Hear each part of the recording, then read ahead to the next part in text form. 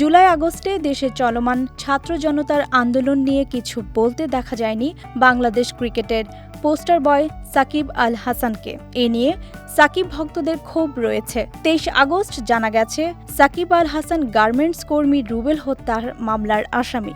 ঢাকার আদাবর থানায় ২২ আগস্ট রুবেলের বাবা রফিকুল ইসলাম বাদী হয়ে মামলাটি করেছেন। মামলায় সাকিবকে ২৮ নম্বর আসামি দেখানো হয়েছে। সাকিব হত্যা মামলার আসামি এমন খবরে বিস্মিত মডেল ও অভিনেত্রী তানজিয়া জামান মিথিলা। তিনি এ ঘটনায় দুঃখ প্রকাশও করেছেন।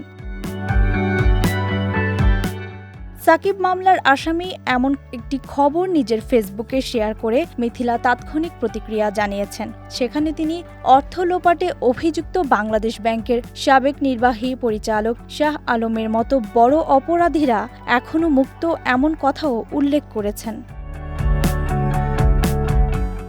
মিথিলা লিখেছেন, এ ধরনের অভিযোগের মাধ্যমে তারা বিশ্বাসযোগ্যতা হারাবে এবং অবশ্যই জনগণের কাছে আমাদের ন্যায় বিচারের পদ্ধতি নিয়ে প্রশ্ন তুলবে। এ ধরনের গ্রেপ্তার দিয়ে কি বোঝানো হচ্ছে? শাহ আলমের মতো বড় অপরাধীরা এখনও মুক্ত।